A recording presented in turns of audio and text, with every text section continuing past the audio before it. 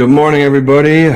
Early one today because I'll be in Buffalo. I'll be leaving in about 2 hours. So had to get the weekly picks in. Brett won't be here, but I got his picks here. So it'll be a quicker show. We wish Brett was here. He's got to work, of course. Luckily, I got the day off. And I scheduled my own day off. But I'll be going to Buffalo soon to meet up with Jake from Nickel City Mafia. So we're going to run through these picks. And then I might eat and then get ready to go. Early morning energy drink always makes me cough the first time. All right. So as you guys know, Thursday night football. You got the Bills and the Bucks. What's up, Matt Chatter? Yeah, they're pretty chill. We got the Bills and the Bucks, and after last week, I was going to pick the Bills to lose, but there comes a point where enough's enough, and I truly believe that if this team is who we think it is, this is the time to bounce back. Yeah, Jake is really cool dude, man. Can't wait to meet him. Get some wing. We're gonna get wings the first stop, so I'm getting pumped up for that. But yeah, basically enough's enough. If this Bills team is truly a Super Bowl contender, they're gonna show it tomorrow, and then they got the Bengals the week after. So this 2-game stretch, even though the Bucks are a 500 team, they have good weapons on offense and good weapons on defense, and they can hang with anybody and they can lose to anybody just like any team can. We saw last week. Patriots lost to the Raiders. We smoked the Raiders. Then the Bears smoked the Raiders, and we lost to the Patriots. So sometimes the correlation of the better team doesn't always come out on top, but the Bills got to get it together, and I think they will. Brett also picked the Bills. So there's that. There's no explanation for Brett. He just put the picks in. So I'll just give the explanations. Then you got Philly at Washington. Oh, yep, Philly at Washington. Philly 6.5. Oh, yeah, and we're 8.5 point favorites again. So I don't like that. And then Philly 6.5 point favorites over the Commanders. And, you saw Philly bounce back against Miami, only shut them down to 10 points. And, some people think that Miami played a good game. So if getting blown out 31-10 is a good game, I don't know what good games are anymore. But, yeah, Philly will bounce back. They beat Miami, and then the Commanders lost to the Giants 14-7, and which I didn't see. And now the Commanders are 3-4. So this is a big game for them to get back into the playoff race. If they lose, it's not looking good for them. I'm going Philly. Brett also went Philly. Then you got Colts and the Saints. The Colts are favorited by 1.5 at home. I'm going with the Colts. I think, even in that Browns game, they scored 38 points or some shit. So they're firing on all cylinders. Zach Moss, Jonathan Taylor, Gardner Minshew is doing pretty good. The Saints just are like the Bills right now. They just can't get it together. They had a chance to win. Sorry, I got distracted. Someone messaged me. Clients, of course. But, yeah, the Colts will get away with this one. Brett had the Saints. Oh, and I forgot to mention, Brett is 65-45. And I'm 64-43. So technically, I'm still in the league because I have a better win percentage. But he made up a lot of ground. I did really bad last week. Really, really bad. Okay, then next game, Jacksonville at Pittsburgh. Jacksonville's favored by 2.5. Pittsburgh's been doing pretty good to me. So this is a huge game, actually. And can you imagine Pittsburgh being 5-2 after how they started the season? Everybody wrote them off, and they still haven't looked great, but they're winning these games against good teams. So I'm still going Pittsburgh here, and Brett got Jacksonville. Okay. Then the Battle of New York, Jets versus the Giants. The Jets are away, favored by 2.5. This is my upset of the week. I'm picking the Giants. I'm pulling a Brett. I'm picking the Giants, and he picked the Jets. But, hey, maybe all the Giants need to do is play a good game against us. Now they're on fire. Check it out. I was silent and skeptical on Jaguars game, but very confident we would beat the Pats. Now I have no idea. Yeah, exactly. That NFL's weird, man. It's tough. You never really understand. Then you got battle of the number 1 and 2 overall picks, Texans versus Panthers. The Panthers are at home, but they're underdogs by 2.5. This is easy. I'm going with the Texans. There's going to be that CJ Stroud, Bryce Young comparison for years to come. And I just think Houston's in a better position to win games right now. But again, anything can happen. But I'm going to go with Houston here. Brett also goes with Houston. And then you got Miami home against the Patriots. They're favored by 9.5. Again, they play the Pats tough. And that's the funny thing, too, is because, people, Pat fan, Dolphins fans were, talking crap about Buffalo for losing. It's like the Dolphins could have lost to the Patriots, too, if it wasn't for a call by the refs that didn't give the Patriots a first down. So anything can happen any given Sunday, especially division games. But I'm still going with the Fins. They're going to bounce back before they get waxed by the Chiefs. Then you got Atlanta going to Tennessee. Atlanta's favored by 2.5. Tennessee seems to be in seller mode, so don't know how they're going to be playing. Brett got Atlanta, and I also have Atlanta. I think Bijan's going to have a good day. Desmond Ridder seems to be playing a little bit better quarterback. Wait, Jordan Matthew just signed with the Panthers. I don't even know who that is. Who's Jordan Matthew? Then, wow, Minnesota going to Green Bay. Minnesota just beat the 49ers, too, without Jefferson, and they're only favored by a half of a point going into Green Bay. I'm going with the Vikings here. That's easy for me. That's the other thing, guys. As bad as it looks for the Bills now, there's the Vikings were 1-3 or 0-3, and then they lost Jefferson and they were 1-3, and now they're 3-4. So they won 2 games without their best player. So anything can, and they beat the 49ers, the best team in the NFL. So anything can happen. Brett got Vikings as well. Then you got Dallas home against the Rams. That's easy. Cowboys. Rams, to me, wings. Former Bill. I don't even remember him. My brain's mush sometimes, though. Yeah, man, I can't wait for some wings. About 3:30, man. Looking forward to it. But, yeah, Dallas. Dallas should be smoking the Rams. Dallas' defense is still pretty good. Dak's playing good football. CeeDee Lamb's a stud. Hard to stop him. Tony Pollard, their offensive line is elite. So Dallas is an easy one for me. About to be 5-2. Brett also picked Dallas. Then you got – this is a good game. Seahawks are home against Cleveland. Seahawks are favored by 2.5. Yeah, the wings are so good, man. Yeah, I can't wait. It's only been a couple weeks since I last had them, but, man, I've just been dying for them. This was a game where you want the Seahawks to win because of the way we're playing. So the Browns are 4-2. The Browns are 4-2. The Steelers are 4-2, and the Ravens are 5-2. You want these AFC teams to lose because that's what the position we put ourselves in. So I think this is tough. This can go either way, but I think I'm going with Seattle here at home, 13th man or the 12th man, whatever they call it. It's kind of hard to play there, and the energy's crazy. But I also picked the Seahawks. Definitely want the Seahawks to win there. And you got Kansas City against the Broncos again. Duff's so crispy. Lenova barbecue with that blue cheese. Yeah, I think we're going to Wing Nuts today and somewhere else, and then we're going to Barbell tomorrow before the game. These guys bringing it to the next level. Yeah, bro, I couldn't believe how good it was when I went there last time. So I'm gonna go with KC here. Obviously, I mean, again, Broncos almost beat them last year, but the chances of them, I highly doubt it. San Fran versus the Bengals, which is another huge game because we also play the Bengals next week. Brett picked the Bengals as an upset, and I'm picking the Niners because they lost 2 in a row, and I highly doubt they're going to lose 3 in a row. And imagine this, guys, this scenario. The Bengals fall to 3-4. We win this week. We win Thursday. We're 5-3.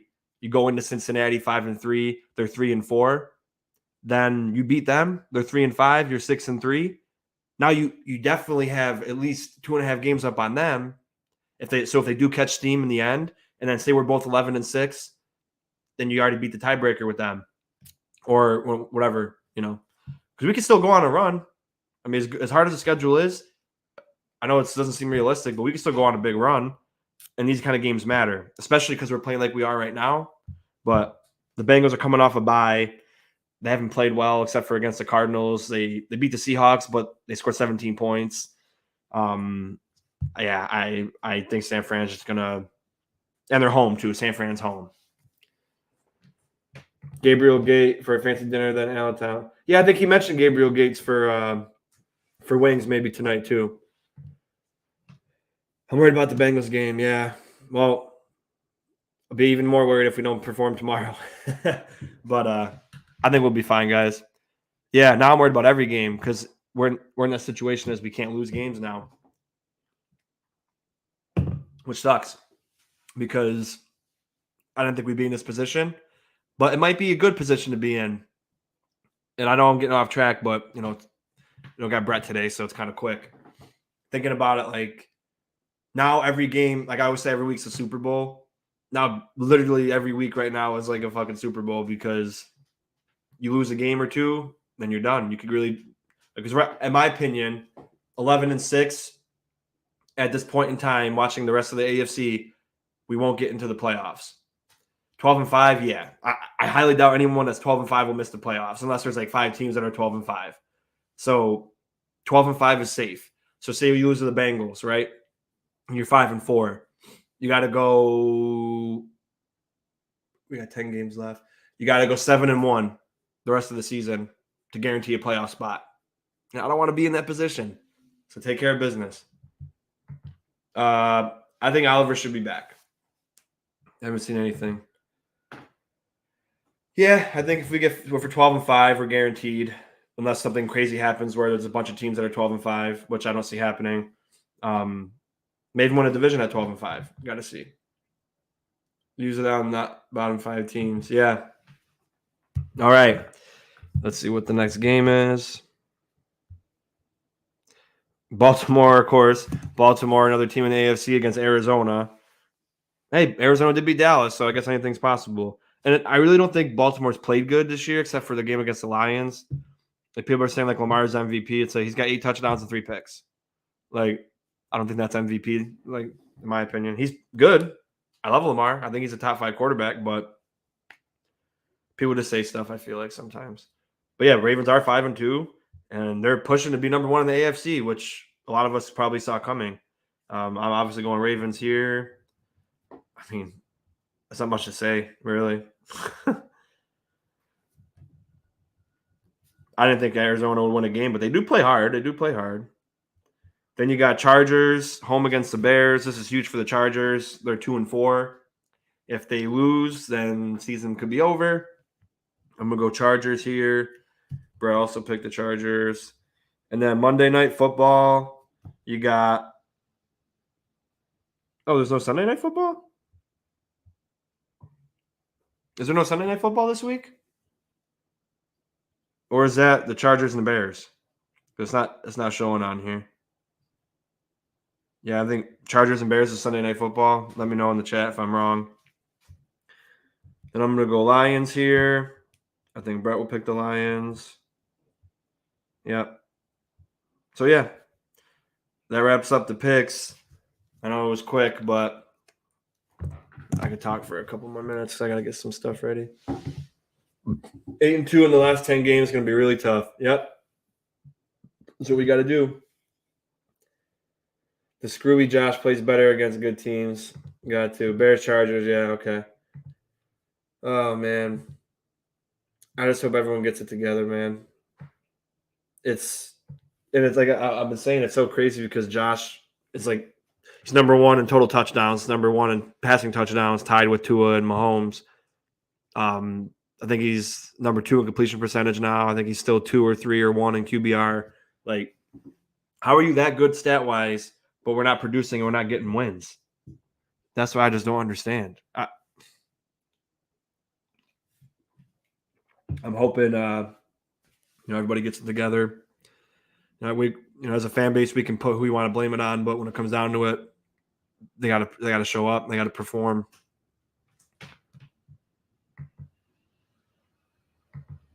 Yeah, I could see us go 5-5 or worse if we play how we have been. Yeah, hopefully not.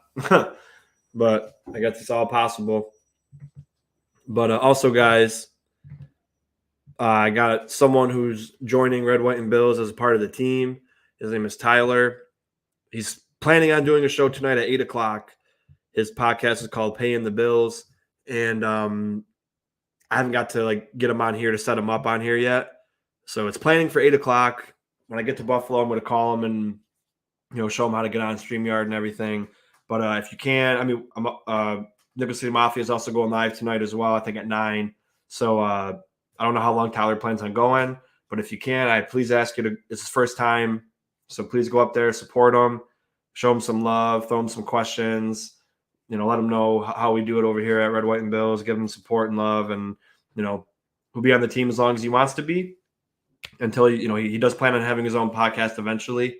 So I wanted to give him the outlet to try it out and be free and do what he wants. So show him some love tonight, and like the videos today. Subscribe to the channel if you haven't, and I'll be sending, if you want see pictures of some wings, send me some DMs or a message, and I can't wait. I'm looking forward to it.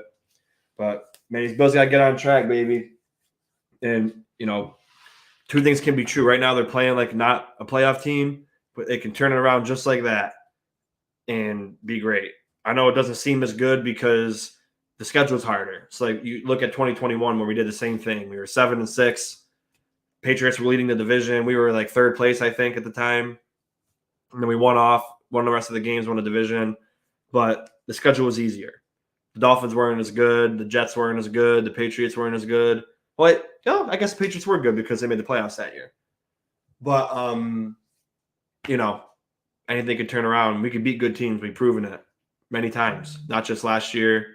Room 40, yeah, Room 40's nuts has the speaking of Josh, was anyone else kind of pissed off when he called, the fans armchair quarterbacks and all-pro offensive coordinators in the stands?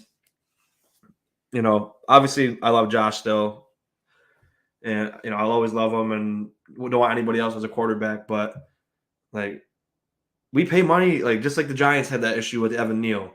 We pay money. We invest our time, our love. It ruins our week when you play bad. We care so, especially Buffalo fans, we care so much about you and this team. And then you come up on the podium and say that we're, all pro offensive coordinators. It's fucked up, in my opinion. I think he did walk it back, people said, but man, what do you guys think about that before I go?